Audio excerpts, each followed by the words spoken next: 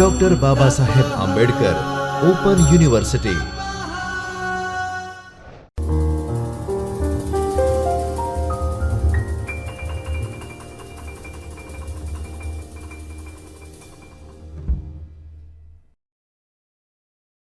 નમસ્કાર વિદ્યાર્થી મિત્રો, મારું નામ અંકિત જોશી છે. હું ડૉક્ટર બાબા સાહેબ આંબેડકર ઓપન યુનિવર્સિટીમાં કોમર્સ અને મેનેજમેન્ટ વિભાગમાં આસિસ્ટન્ટ પ્રોફેસર તરીકે હાલમાં કાર્યરત છું. આજે આપણે જે આપણો બીકોમ અભ્યાસક્રમ છે, આ બીકોમ અભ્યાસક્રમમાં જે દ્વિતીય વર્ષ આપણું આવે છે એસવાય બીકોમ, આ એસવાય બીકોમમાં જે આપણું સબ્જેક્ટ છે accounting and finance B, accounting and finance બીમાં આપણું એકમ છે 4, ભાગ 1માં એકમ 4 જેનું નામ છે આગના દાવાના હિસાબો, એની આજે આપણે ચર્ચા કરવાના છીએ. તો હવે આપણે નામથી જ આપણને ખબર પડી જાય છે કે આગના દાવાના હિસાબો એટલે શું. સૌથી પહેલાં તો હિસાબો એટલે ચોપડા બનાવવાના. કોના ચોપડા બનાવવાના? તો આગના દાવાના હિસાબો. તો આપણે ઘણી બધી જગ્યા જોઈ હશે કે કોઈ ઘણી મોટી કંપનીઓ હોય ને, MNC કે એવી મોટી કંપનીઓ હોય જે માલનું શું કરતી હોય, પ્રોડક્શન કરતી હોય, ઉત્પાદન કરતી હોય. તો જ્યારે જે ઉત્પાદન કરે તો માલ સામાન ગોડાઉનમાં રાખે, જે ફિનિશ ગુડ છે એ પણ ગોડાઉનમાં રાખે. તો ગોડાઉનમાં શોર્ટ સર્કિટના ચાન્સીસ હોય, આગ કંઈ પણ વસ્તુથી આપણને માલ આગથી બળવાનો હોય કે કંઈ પણ વસ્તુથી આપણે માલ બળી શકે ને, તો એના માટે એ જે કંપની જ્યારે વીમા પોલિસી લે, તો વીમા પોલિસી લીધા પછી એને આગથી જેના માલ બળી ગયો હોય, માલ એનો નષ્ટ થઈ ગયો હોય, તો કેવી રીતે એને ચોપડા લખવાના, કેવી રીતે કેટલી અમાઉન્ટ ક્લેમ કરવાની, કેટલા રકમનો દાવો કરવાનો, એ કેવી રીતે શોધવાનો. તો આજે આ એકમ છે આપણે આ વસ્તુનો આપણને ખ્યાલ આપશે કે કોઈ પણ કંપની જેને આગની વીમા પોલિસી લીધી હોય, તો વીમા પોલિસી લીધા પછી એનો માલ બળી ગયો હોય આગથી, તો એને કેવી રીતે દાવાની રકમ શોધવાની, કેવી રીતે દાવાની રકમ આવે એમના પાસે, કેવી રીતે એને નફા નુકસાન ખાતામાં બતાવવાનું, આ બધી પ્રોસેસ આ એકમમાં જોવાના છીએ. તો આ એકમમાં જે આપણે કઈ વસ્તુઓ ભણશું, તો આ એકમમાં સૌથી પહેલાં પ્રસ્તાવના, આ એકમના હેતુઓ શું, આ એકમથી આપણને ફાયદો શું, કોઈ પણ કંપનીને કેટલો ફાયદો થશે, કોઈ પણ કંપનીને એ અગત્યનું કેમ છે એ આપણે જોઈશું. પછી સ્ટોકના નુકસાન અંગે દાવાની રકમની ગણતરી. હવે આપણો જે સ્ટોક બળી ગયો હોય ને, એ આગથી જે સ્ટોક બળ્યો હોય એના પછી આપણે દાવાની રકમની ગણતરી કેવી રીતે કરવાની, એવા કેવા ગણતરીના પગલાં હોય જે આપણને ધ્યાનમાં રાખવાના, પછી આપણે દાવાની રકમ નક્કી કરવાની, એની ગણતરી કરવાની, એ આપણે જોઈશું. પછી સરેરાશ કલમ, આ જે સરેરાશ કલમ છે એનો પણ આપણે એનો અર્થ જોઈશું, એને ઉદાહરણ સાથે સમજૂતી જોઈશું કે સરેરાશ કલમ એટલે શું અને દાવાની રકમનો એનો ઇમ્પેક્ટ, અસર શું પડે. જ્યારે દાવાની રકમની આપણે ગણતરી કરીએ ને કે આપણને જેટલો ક્લેમ કરવાનો છે, એમાં સરેરાશ કલમની ભૂમિકા શું, એ ઉદાહરણ સાથે સમજીશું. પછી કાચા નફાની ટકાવારીની સમજૂતી. ઘણી બધી જગ્યા આપણને લાગે કે કાચો નફો કેવી રીતે શોધવાનો, કેમ કે આપણે નફાનો પર્સન્ટેજ લીધો હોય, તો એ બધી જ વસ્તુ આપણે આ એકમમાં જોવાના છે. તો સૌથી પહેલાં ચાલુ કરીએ કે આ કેમ અગત્યનું બન્યું, આ કેમ આપણા માટે અગત્યનું બન્યું. તો વર્તમાન સમયમાં દરેક ધંધાકીય એકમ સાથે અનેક પ્રકારના જોખમો રહેલા છે. સૌથી પહેલી વસ્તુ જોખમ છે એટલે વીમા પોલિસી છે. એટલે જોખમના આધારે આપણે વીમા પોલિસી લઈએ. જોખમને ઓછી કરવા માટે, જોખમ આપણી ઓછી થાય ને આપણે નફો વધે એના માટે આપણે પોલિસી લઈએ. કેવા જોખમો આપણને કોઈ પણ ધંધાને અસર કરી શકે છે, જેવા કે આગ, અકસ્માત, ધરતીકંપ, ચોરી, લૂંટફાટ અને હડતાલ. એ બધા જ એવા અકસ્માતો છે, એવી બધી જોખમો છે જેનાથી કંપનીને નુકસાન થઈ શકે છે. જે નુકસાન થાય તો આપણને ખબર છે, નુકસાનથી બચવા માટે આપણે શું લઈએ, પોલિસી લઈએ ને. તો આગથી બચવા માટે જે પોલિસી લઈએ એ આગની વીમા પોલિસી કહેવામાં આવે. આવા જોખમો ધંધાકીય એકમની પ્રગતિ માટે મોટો પડકાર છે. આપણને ખબર છે, જે આપણને નુકસાન થઈ જાય તો આપણે ગ્રોથમાં અટકી જઈએ. આપણે જે વિકાસ કરતા હોઈએ, આપણી એક લયમાં આપણે ચાલતા હોઈએ, આપણે નફો સતત કમાવતા હોઈએ ને આપણને મોટું નુકસાન પામે તો આપણે એક જગ્યા રૂકી જઈએ નુકસાનની ભરપાઈ કરવામાં. પછી ભવિષ્ય થોડું આપણું નબળું થઈ જાય.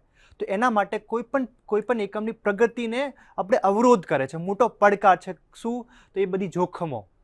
આ જોખમોને અટકાવી શકાતા નથી. એ જોખમ આપણે ઓછી કરી શકીએ પણ એને ટાળી શકતા નથી. આપણે એવું માનીએ કે એકદમ જોખમ નીલ કરી દઈએ, 0 સુધી કરી દઈએ તો શક્ય નથી. હા, ઓછી કરી શકાય. એનાથી જે નુકસાન થવાનું છે ને, એ નુકસાનને આપણે થોડું હદ સુધી ઓછું કરી શકીએ પણ એને મટાડી નથી શકતા આપણે.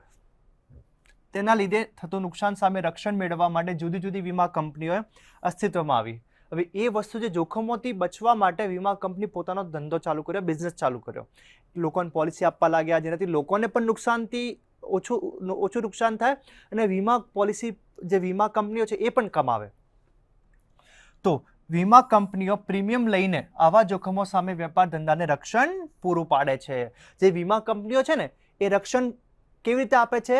તો જ્યારે કોઈ પણ કંપની જેને એને માલનું રક્ષણ કરવું હોય તો રક્ષણ કરવા માટે વીમા કંપની પાસેથી પોલિસી ખરીદવી પડે અને પોલિસી ખરીદ્યા પછી એનું પ્રીમિયમ ચૂકવવું પડે.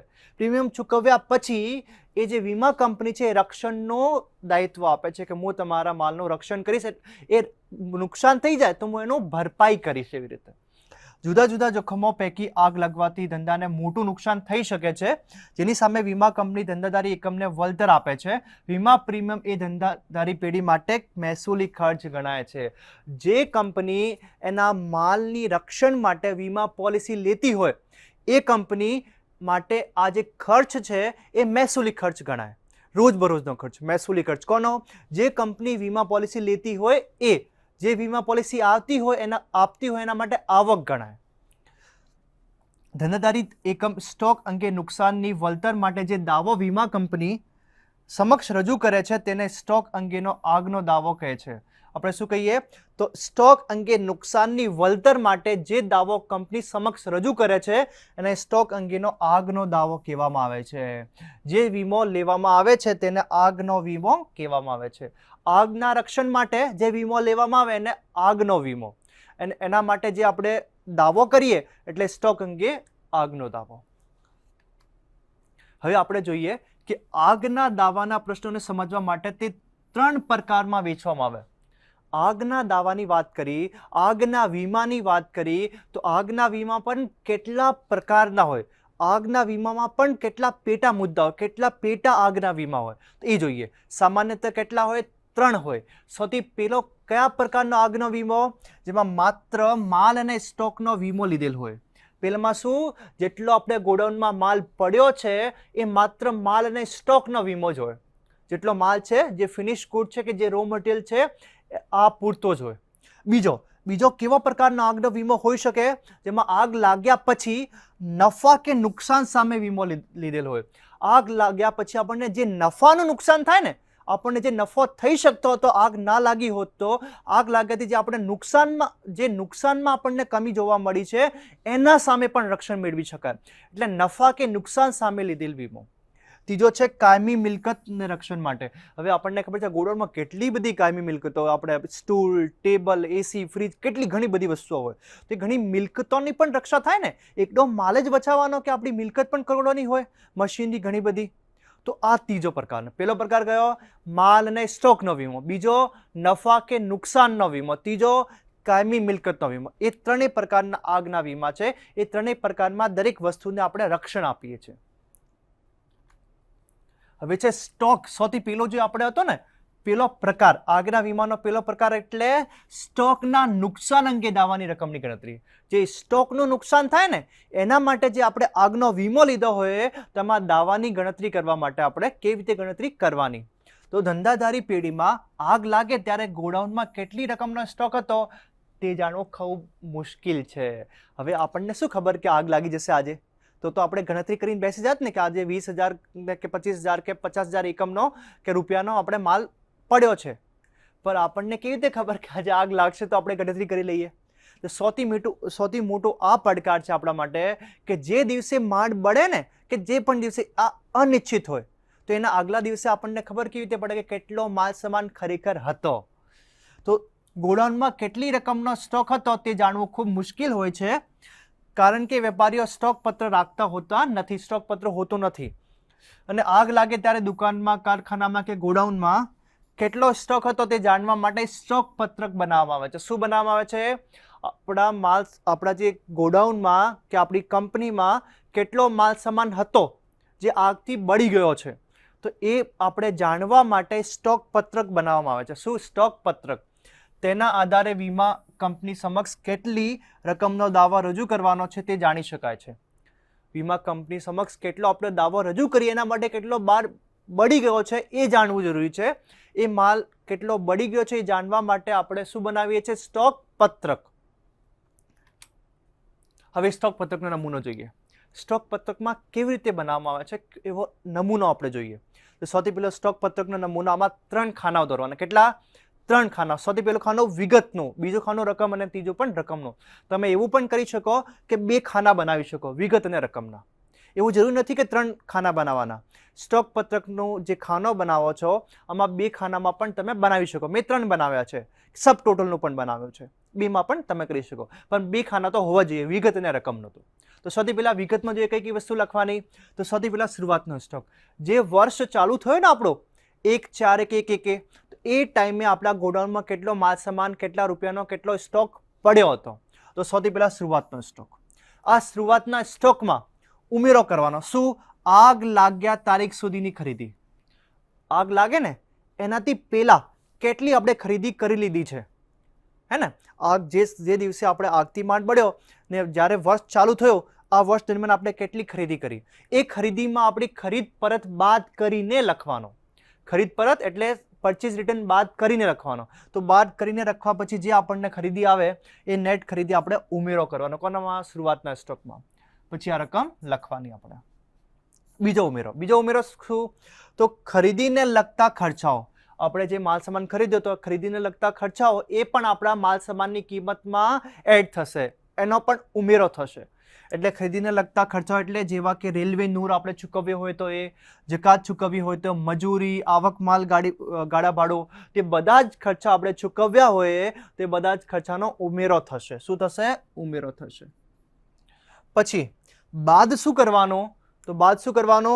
તો આગ લાગ્યા તારીખ સુધીનું વેચાણ. જે દિવસે આપણે જે દિવસે આ વર્ષની શરૂઆત કરી હોય, જેમ કે 1/4 ચાલુ કરી હોય તો 1/1 ચાલુ કરી હોય, તો જે દિવસે ચાલુ કરી હોય તે દિવસથી આગ લાગ્યા સુધી આપણે કેટલો માલ સામાન વેચ્યો, એ આગ લાગ્યા સુધીનું વેચાણ, એની ગણતરી કરવાની. એ વેચાણમાંથી વેચાણ પરત બાદ કરતા જે આપણને ચોખ્ખું વેચાણ મળે એ લખવાનું, એ બાદ કરવાનું. આગ લાગ્યા તારીખ સુધીનું વેચાણ. એના પછી ઉમેરો રોકડ વેચાણની ઉપાછત. તો આપણને ખબર છે જ્યારે કોઈ થોડું ઘણું નાનું મોટું રોકડ વેચાણ થયું જે આપણે ગણતરીમાં ના હોય, ઉચાપતમાં હોય, તો એ પણ આપણે લખી શકાય, એડજસ્ટમેન્ટ વાળું હોય. તો ઉમેરો શું કરવાનો? રોકડ વેચાણની ઉચાપત લખવાની. એ કેટલા રૂપિયાની હોય એ લખી દેવાની.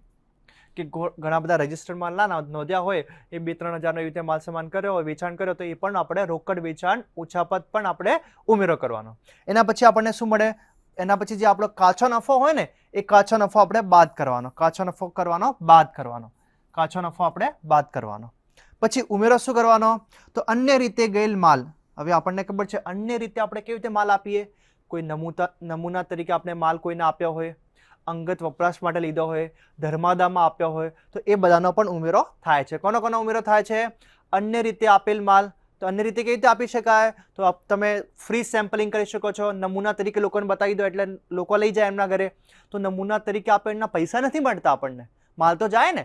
તો એના માટે એ નમૂના તરીકે આપેલ માલ, અંગત વપરાશ માટે આપણે લઈ ગયા હોય, ધર્માદામાં આપેલ માલ હોય, તો એ બધો ઉમેરો કરવાનો.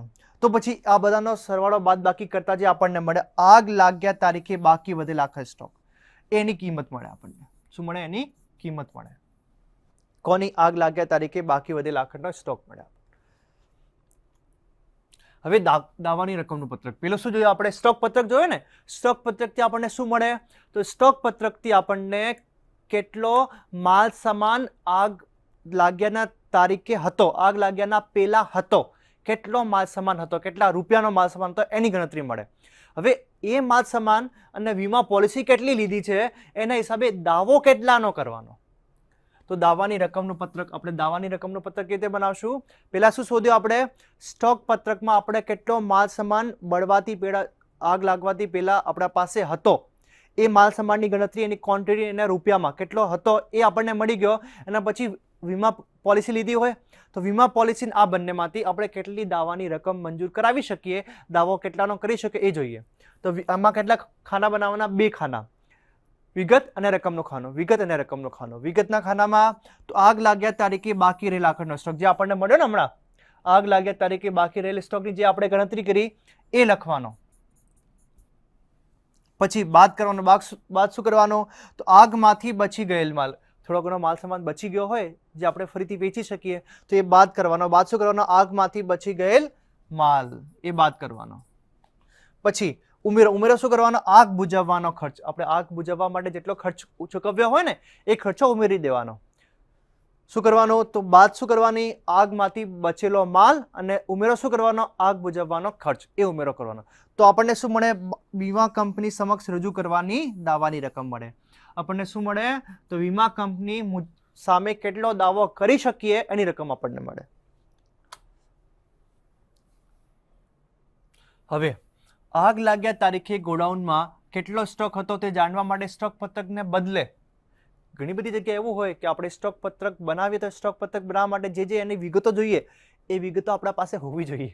એ વિગતો ના હોય તો આપણે કેવી રીતે શોધવાનું કે મારે આગથી માલ બળવા પહેલા કેટલો માલ સામાન હતો, આગ લાગ્યાથી પહેલા કેટલો સ્ટોક હતો એ જાણવું કેવી રીતે? સ્ટોક પત્રકની બધી વિગતો ના હોય તો કાચો વેપાર ખાતો બનાવી મેમોરેન્ડમ ટ્રેડિંગ એકાઉન્ટ બનાવી આખર સ્ટોકની નીચે મુજબ ગણતરી કરી શકે. ક્યારે? જ્યારે જે આપણે સ્ટોક પત્રક હોય ને એ સ્ટોક પત્રકમાં જે વિગતો હોય એ વિગતો આપણા પાસે ઉપલબ્ધ ના હોય ત્યારે આપણે, અને વેપાર ખાતું બનાવે તો વેપાર ખાતાથી પણ, વેપાર ખાતું કેવું? Memorandum trading account. એ મેમોરેન્ડમ ટ્રેડિંગ એકાઉન્ટ એટલે વેપાર ખાતું બનાવીને પણ આપણે આખા સ્ટોકની ગણતરી કરી શકીએ. તો હવે આપણે શું શીખી રહ્યા છે? તો કાચા વેપાર ખાતાનો નમૂનો એ જોઈએ આપણે કે કાચા વેપાર ખાતો કેવી રીતે બનાવવાનો, મેમોરેન્ડમ ટ્રેડિંગ એકાઉન્ટ કેવી રીતે બનાવવાનો, આ મેમોરેન્ડમ ટ્રેડિંગ એકાઉન્ટમાં કેટલા ખાના હોય છે, કઈ કઈ વિગતો આવે છે એ જોઈએ આપણે. તો સૌથી પહેલા હેડિંગ મૂકવાનો કાચા વેપાર ખાતાનો નમૂનો કે કાચું વેપાર ખાતું. પછી વિગત અને રકમ. વિગત અને રકમ, આ ઉધાર બાજુ, આ જમા બાજુ. ઉધાર બાજુમાં પણ બે ખાનાઓ, વિગત અને રકમનો ખાનો. જમા બાજુ પણ બે ખાનાઓ, વિગત અને રકમનો ખાનો. હવે ઉધાર બાજુ કઈ કઈ વસ્તુ એ જોઈએ આપણે. સૌથી પહેલા શું આવે? શરૂઆતનો સ્ટોક આવે. સૌથી પહેલા શું આવે? શરૂઆતનો સ્ટોક લખવાનો આપણે. રકમમાં કોલમમાં રકમ લખવાની. પછી બીજું શું આવે? ખરીદી. બીજું શું આવે? ખરીદી લખવાની. ખરીદી લખ્યા પછી ખરીદ પરત લખવાનું. શું લખવાનું? ખરીદ પરત. એટલે જે આપણે ખરીદી લખીએ આમાં ચોખ્ખી ખરીદી લખવાની. ચોખ્ખી ખરીદી કેવી રીતે આવે? ખરીદમાંથી ખરીદ પરત બાદ કરતા. જે કુલ ખરીદ હોય એ કુલ ખરીદમાંથી ખરીદ પરત બાદ કરતા આપણને જે મળે ચોખ્ખી ખરીદ મળે એ લખવાની. પછી ખરીદીના ખર્ચાઓને જોવા આપણે ખરીદીના ખર્ચાઓ એ લખવાના આપણે.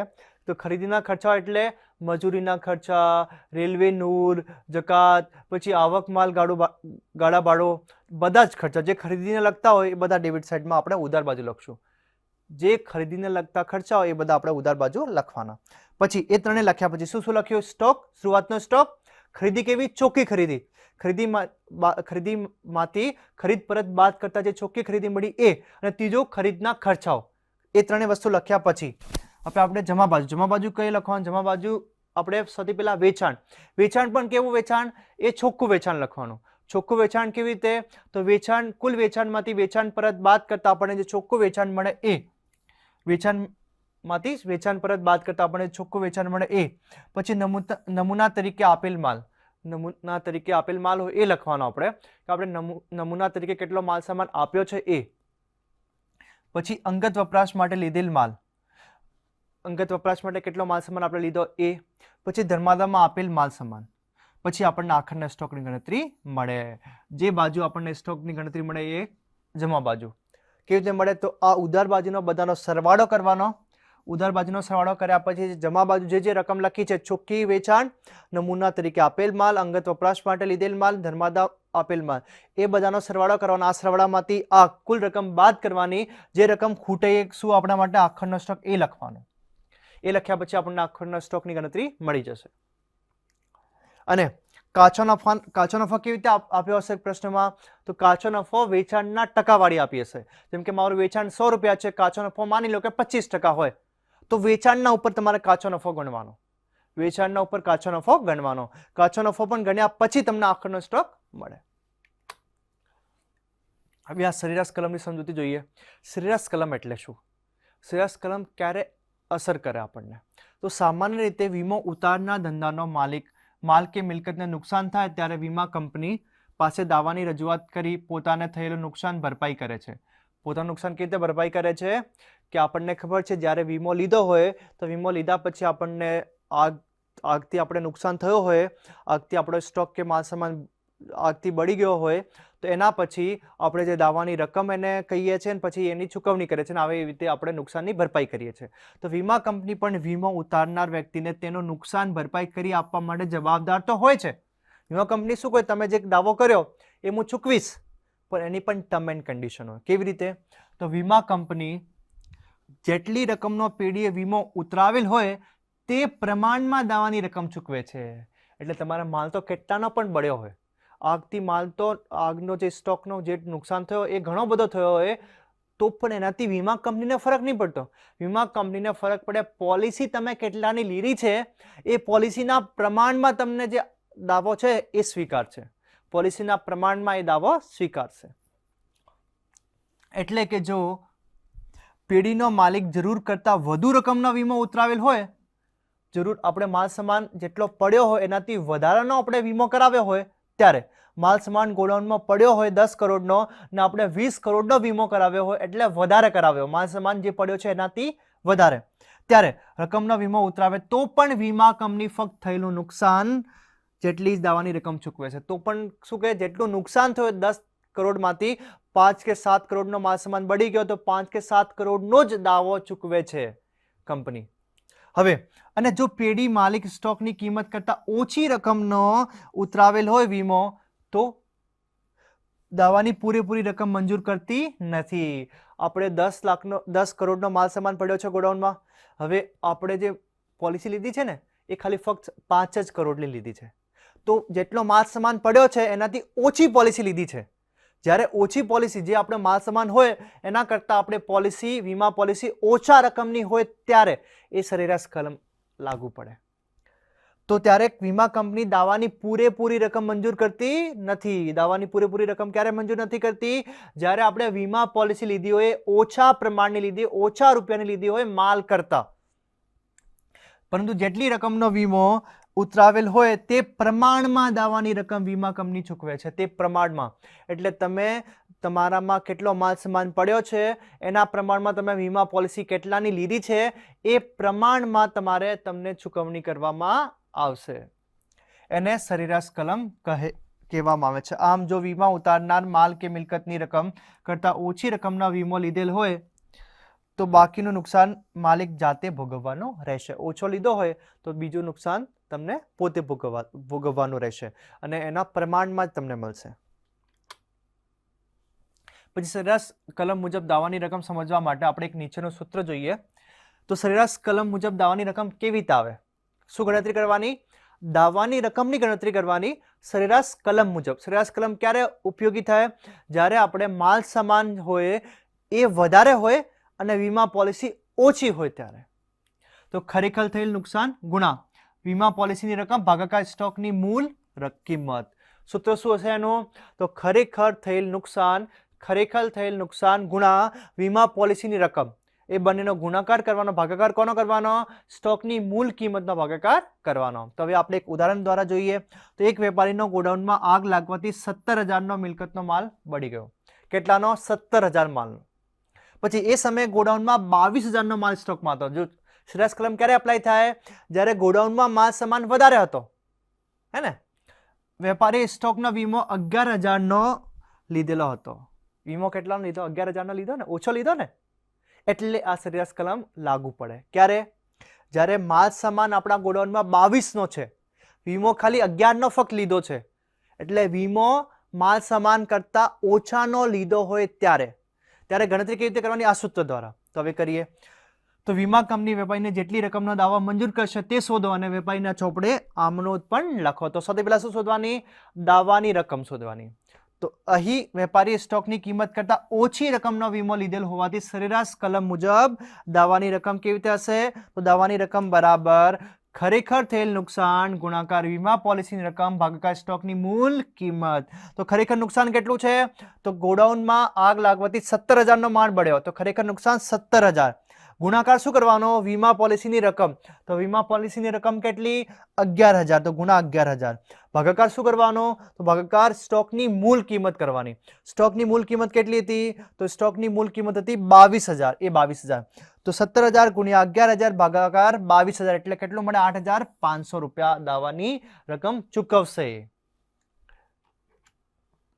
પછી આમનું થશે, આમનું કેવી રીતે થશે? તો આપણે માલ સામાન તો 17,000નો બન્યો, 8,500 કંપની આપશે, વીમા કંપની. તો બીજાનું શું? બીજાનું આપણે નુકસાન આપણે પોતે ભોગવવાનું રહેશે. કેટલા વધ્યા? તો જે વધે એ આપણું નુકસાન, એટલે એને ચૂકવ્યા, એટલે એ ભરપાઈ થઈ. બીજા બધો માલ આપણે પોતાને ભોગે ઉઠાવવાનો, નુકસાન પોતા ભોગે ઉઠાવવાનો. તો એની એન્ટ્રી શું થશે? તો વીમા કંપની ખાતે 8,500, વીમા કંપની 8,500 આપશે ને આપણે નુકસાન થયું કેટલો? 17,000 માંથી 8,500 બાદ કરતા 8,500 મળે આપણું નુકસાન. એટલે આગથી થયેલ નુકસાન ખાતે ઉધાર, કેમ કે નુકસાન આપણે શું કરવું પડે? ઉધાર કરવું પડે ને 8,500 ભાગાકાર તે આગથી બળી ગયેલ માલ ખાતે 17,000. આમનું શું થશે? જેટલી આપણને દાવાની રકમ મળે એ ઉધાર કરવાની, વીમા કંપની ખાતે ઉધાર. બીજું, જેટલું નુકસાન થાય એ પણ ઉધાર કરવાનું. તો આગથી થયેલ નુકસાન 8,500 આ પ્રશ્નમાં છે, તે આગથી બળી ગયેલ માલ 17,000 કુલ માલ. હવે કાચા નફાની ગણતરીની ટકાવારી. હવે આપણે કાચા નફાની ગણતરી કેવી રીતે કરીએ? આ તો આપણે દાવાની ગણતરીની કરી કે દાવો કેવી રીતે ચૂકવવો, સરેરાશ કલમ શું, એ જોઈએ. હવે કાચા નફાની ટકાવારીની સમજૂતી. કાચો નફો કેવી રીતે શોધવાનો? જ્યારે આપણે સ્ટોક પત્રક બનાવીએ ત્યારે એ દાવાની રકમ સારી રીતે શોધી શકાય. જ્યારે આપણે મેમોરેન્ડમ ટ્રેડિંગ એકાઉન્ટ બનાવીએ, કાચો વેપાર ખાતું બનાવીએ, તો કાચો વેપાર ખાતું બનાવીએ ત્યારે આપણે વસ્તુ કઈ કઈ જોઈ હતી કાચા વેપાર ખાતામાં? શરૂઆતનો સ્ટોક, ચોખ્ખી ખરીદી, પછી ખરીદીના ખર્ચા, પછી કાચો નફો નીચે જોયો હતો ને. એ કાચો નફો ના આવે ત્યાં સુધી આખરનો સ્ટોક ના આવે. આખરનો સ્ટોક ના આવે એના પહેલા શું કરવું પડે? કાચો નફો શોધવો પડે ને. તો કાચો નફો શોધવા માટે આ બની ગણતરી કરવાની. કાચો નફો આપણા પાસે હશે ત્યારે જ આપણે કાચું મેમોરેન્ડમ, કાચું વેપાર ખાતું, મેમોરેન્ડમ ટ્રેડિંગ એકાઉન્ટ, કાચો વેપાર ખાતું બનાવી શકશું અને ત્યાં આખરના સ્ટોકની ગણતરી કરી શકશું. તો એને જોઈએ. તો આગ લાગેલ સમયને વેચાણ ઉપર કાચા નફાનો દર શોધવા માટે શું? તો આગ લાગેલ સમય વેચાણ ઉપર કાચા નફાનો દર શોધવાનો. વેચાણના કેટલા ટકા કાચો નફો એ શોધવા માટે. જો દાખલામાં વેચાણ કિંમત ઉપર કાચા નફાનો દર આપેલો હોય, દાખલામાં આપેલો તો કોઈ પ્રોબ્લેમ જ નથી કે વેચાણ 100 રૂપિયા હશે તો એના 20% તમારે કાચો નફો માની લેવાનો. તે પ્રશ્નમાં આપેલું હોય ત્યારે તો કંઈ વાંધો નહીં.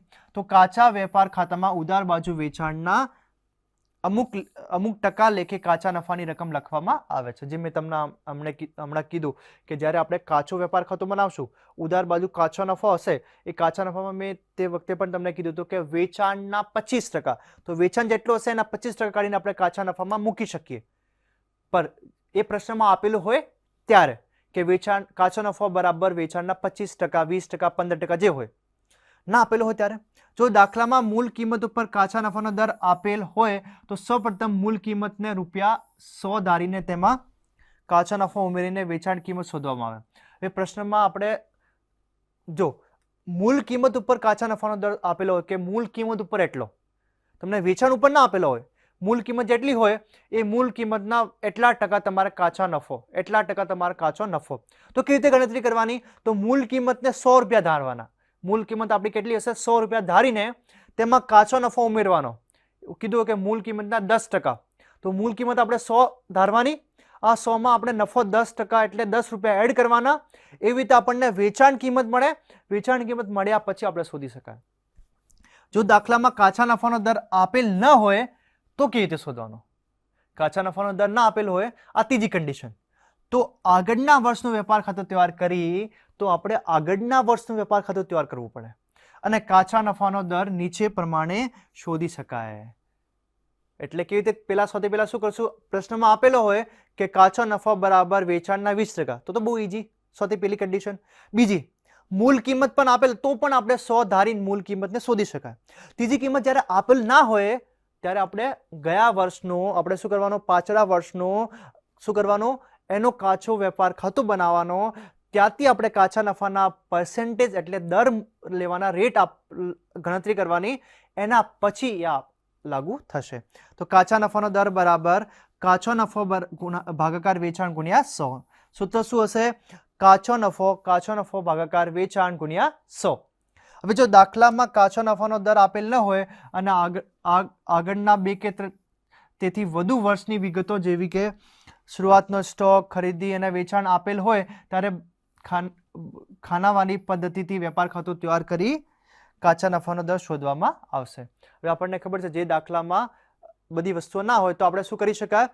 તો ખાનાવાળી પદ્ધતિ એટલે ખાતું બનાવીને, એ ખાતું બનાવીને જે રકમો હોય એ રકમથી આપણે શોધી શકાય. હવે જો કાચા નફાનો દર આગળના 2 કે તેથી વધુ વર્ષનો શોધેલ હોય તો તેમાં સતત વધારો થતો હોય તો ભારિત સરેરાશ પદ્ધતિનો ઉપયોગ કરી કાચા નફાનો દર શોધવામાં આવે છે. હવે આપણે એવું કર્યું કે 2017નો, 2018નો, 19નો ત્રણેયનો કાચો વેપાર ખાતું, કાચો વેપાર ખાતું, કાચો વેપાર ખાતું બનાવ્યો. બધી જ વિગતો લખીને કાચા નફાનો દર, કાચા નફાનો દર, કાચા નફાનો દર શોધ્યો. કાચા નફાનો દર બરાબર કાચો નફો ભાગાકાર વેચાણ ગુણા 100, કાચો નફો ભાગાકાર વેચાણ ગુણા 100 આ બનાવીને આપણે ત્રણેયનો શોધ્યો. ત્રણ શોધ્યો તો પેલાનો 10%, 15%, 20% આવ્યો. ત્યારે શું કરવાનું? જ્યારે સતત કાચા નફાનો દર વધતો હોય ત્યારે કઈ પદ્ધતિ આપણે હવે આ વર્ષમાં કઈ પદ્ધતિથી કેટલો લઈશું? તો ભારિત સરેરાશની પદ્ધતિનો ઉપયોગ કરવાનો. એટલે દર વર્ષે કેટલા 5% વધે ને, તો 17માં 10 હતા, 15%, 20%, તો હવે કેટલું થશે? 25%. એવી રીતે. તો કેવી રીતે શોધવાનું? તો ગયા વર્ષથી આપણે શોધતા હોઈએ એ સતત વધારો થતો હોય કાચા નફાના દરમાં, ત્યારે આપણે ભારિત સરેરાશ પદ્ધતિનો ઉપયોગ કરીને આ વર્ષનો કાચા નફાનો દર શોધવામાં આવશે. જો કાચા નફાનો દર આગળના વર્ષોમાં સતત ઘટતો હોય, પહેલા 15%, પછી 10%, પછી 5% એવી રીતે ઘટતો હોય તો શું કરવાનું? તો છેલ્લા વર્ષના કાચા નફાનો દર ધ્યાનમાં લેવામાં આવશે. તો છેલ્લા વર્ષનો કાચા નફાનો દર ધ્યાનમાં લેવામાં આવશે. જો કાચા નફાનો દર આગળના વર્ષોમાં વધઘટ થતો હોય ત્યારે કાચા નફાનો સરેરાશ દર શોધવામાં આવશે. હવે એવું હોય કોઈક વર્ષે 15% વધ્યા, કોઈક વર્ષે 5% ઓછા થયા, કોઈ વર્ષે ફરીથી 10% વધ્યા, એવી રીતે વધઘટ થતી હોય. એક ફ્રિક્વન્ટ ફ્લોમાં ના હોય, વધઘટ થતી હોય. પેલામાં શું હતો? સતત વધતો હતો. બીજામાં શું હતું? સતત ઘટતો હતો. આ બંનેનો મિક્સર હોય ત્યારે શું કરવાનું? સરેરાશ કાઢવાનું. ત્યારે શું કરવાનું? સરેરાશ દર શોધવામાં આવશે. કાચા નફાનો સરેરાશ દર. હવે એક આપણે પ્રશ્ન લઈએ છીએ.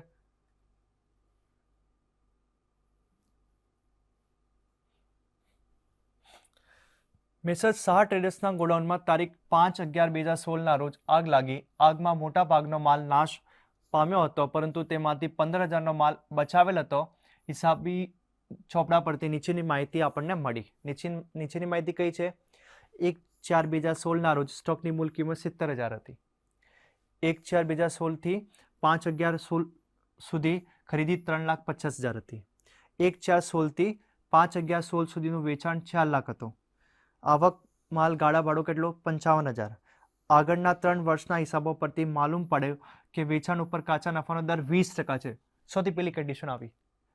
કેટલું સિમ્પલ છે? કાચા નફાનો દર વેચાણના 20%. એટલે ઈઝી થઈ ગયું ને આપણા માટે. શાહ ટ્રેડર્સ ₹1 લાખના સ્ટોકની વીમા પોલિસી લીધેલી હતી. વીમા પોલિસી કેટલાની? 1 લાખ રૂપિયાની. આગ બુઝાવવાનો ખર્ચ 4,000 થયેલ છે. ઉપરની માહિતી પરથી આપણે શું કરવાનું? દાવાની રકમની ગણતરી કરવાની. દાવાની રકમની ગણતરી કરશું. આ બધી વસ્તુ વિગતો આપેલી છે, એના ઉપરથી આપણે દાવાની ગણતરી કરવાની. તો દાવાની ગણતરી કરવા માટે સૌથી પહેલા શું બનાવવાનું? આ પ્રશ્નમાં કાચો વેપાર ખાતું બનાવશું. કાચો વેપાર ખાતું ક્યાંથી ક્યાં સુધી? તો આપણને ખબર છે 5/11/2016 ના રોજ આપણે આગથી માંડ બળ્યો ને, તો એના પહેલાનો વર્ષ ક્યાંથી ચાલુ થયો? 1/4/16 થી ચાલુ થયો. વર્ષ 1/4/16 થી ચાલુ થાય છે અને આપણે આગ ક્યારે લાગે છે? 5/11/2016. તો આ સુધીનો, આ સમય દરમિયાન સુધી માલ કેટલો હતો? આ દિવસે 5/11ના દિવસે, જે દિવસે આગ લાગી તે દિવસે માલ કેટલો હતો એ શોધવા માટે આપણે કાચો વેપાર ખાતું બનાવશું, આખા સ્ટોક શોધવા માટે. તો સૌથી પહેલા આપણને ખબર છે ઉધાર બાજુ અને જમા બાજુ. વેપાર ખાતામાં, કાચા વેપાર ખાતામાં કેટલા ખાના? 4 ખાના દોરવાના. વિગત રકમ, વિગત રકમ. ઉધાર બાજુ કઈ કઈ વસ્તુ આવશે? શરૂઆતનો સ્ટોક કેટલો હતો? 70,000 હતો ને. ખરીદી કેટલી હતી? તો ખરીદી 3,50,000ની. આવક માલ ગાળા ભાડો કેટલો? 55,000નો. અને પછી આ બાજુ જમા બાજુ વેચાણ કેટલો? તો 4 લાખનું. આ શોધ્યા પછી શું કીધું? તો કાચો નફો બરાબર વેચાણના 25%. વેચાણ 4 લાખ હોય તો એના 25% એટલે લાખ રૂપિયો. 25% કેટલો? લાખ રૂપિયો. તો 4 લાખનો 25% એટલે લાખ રૂપિયા આપણો કાચો નફો. તો ઉધાર બાજુ બધી જ રકમ આવી ગઈ. શરૂઆતનો સ્ટોક, ખરીદી, આવક માલ ગાળા ભાડો અને કાચો નફો. બધાનો ટોટલ કહીએ તો કેટલા આવે? 5,75,000. 5,75,000 આવે. જમા બાજુ ખાલી વેચાણ જ છે 4 લાખનું. તો 4 લાખનું વેચાણ હોય તો આ બાજુ ખૂટે છે ને, આ બાજુ ખૂટે છે. આપણને ખબર છે બંને બાજુ સરખું હોવું જોઈએ. તો 5,75,000 આ બાજુ છે તો આ બાજુ પણ કેટલા હશે? 5,75,000 હશે. તો ડિફરન્સ કેટલો થયો? આ બાજુ 4 લાખ જ છે તો ડિફરન્સ કેટલો? 1,75,000 ડિફરન્સ. એટલે એ આપણો આખરનો સ્ટોક. 1,75,000 કેવી રીતે આવ્યો? તો 5,75,000 માંથી 4 લાખ બાદ કરતા 1,75,000 મળ્યો. એ આપણા માટે આખરનો સ્ટોક 1,75,000. એ રીતે આપણે આખરનો સ્ટોકની ગણતરી કરી. હવે આગ લાગે તારીખે આખરનો સ્ટોક 1,75,000 નો હતો અને બચાવી લીધેલ માલ કેટલો? 15,000નો આપણે માલ બચાવી લીધો હતો. તો 15,000નો માલ બચાવ એટલે કેટલાનો માલ, નેટ માલ કેટલાનો બળ્યો? ચોખ્ખો માલ 1,60,000નો. ચોખ્ખો માલ કેટલો? 1,60,000નો બળ્યો. તો આગ લાગ્યા તારીખે આખરનો સ્ટોક 75નો છે, જ્યારે વીમા પોલિસી 1 લાખની જ છે. વીમા પોલિસી કેટલી છે? 1 લાખની જ છે. એટલે શું થશે? વીમા પોલિસીની રકમ ઓછી છે તો શું થશે? સરેરાશ કલમ લાગુ થશે. સરેરાશ કલમ મુજબ દાવાની ગણતરી થશે. તો સરેરાશ કલમ મુજબ દાવાની ગણતરીનું સૂત્ર શું? તો સરેરાશ કલમ મુજબ દાવાની રકમ બરાબર ખરેખર નુકસાન ગુણા વીમા પોલિસીની રકમ ભાગાકાર આખર સ્ટોકની કિંમત. સૂત્ર શું? ખરેખર નુકસાન ગુણાકાર વીમા પોલિસીની રકમ ભાગાકાર આખર સ્ટોકની કિંમત. તો ખરેખર નુકસાન કેટલું? 160. વીમા પોલિસીની રકમ ₹1,00,000 ભાગાકાર આખર સ્ટોકની કિંમત 1,75. તો આપણને કેટલા મળે? 91,428.57. એ આપણને દાવાની રકમની ગણતરી કરી. હવે સરેરાશ કલમ મુજબ દાવાની ગણતરી કેટલી? 91,428.57. એ રૂપિયા આપણે દાવો કરી શકીએ. હવે આગ બુઝાવવાનો ખર્ચ કેટલો? 4,000. તો એ એમાં એડ કરવાનો. આગ બુઝાવવાનો ખર્ચ આમાં ઉમેરવાનો. કેટલો? તો 4,000 રૂપિયા. તો એ ઉમેર્યા પછી આપણે 95,428.57 પૈસા એ કુલ આપણે દાવો કરી શકીએ. જે દાવોની રકમ આવી એમાં આગ બુઝાવવાનો જે ખર્ચ હોય એ આપણે ઉમેરો કરવાનો. ઉમેરો કર્યા પછી જે રકમ આવે એ આપણે દાવાની રકમની ગણતરી, દાવાની રકમ મંજૂર કરાવી શકીએ. તો ધન્યવાદ વિદ્યાર્થી મિત્રો. આજે આપણે એ પ્રશ્નમાં ઘણી બધી વસ્તુઓ શીખ્યા. સરેરાશ કલમ, દાવાની ગણતરી, કાચો વેપાર ખાતું કેવી રીતે બનાવવાનો, અને મને ખાતરી છે કે આ બધી જ વસ્તુઓ તમે સારી રીતે સમજણ પડી હશે અને તમે તમારા એક્ઝામમાં પણ એને સારી રીતે ઉપયોગમાં લેશો અને ભવિષ્યમાં પણ તમને એ આગના દાવાના હિસાબો તમને કામમાં લાગશે. આ સાથે હું વિરમું છું. ધન્યવાદ.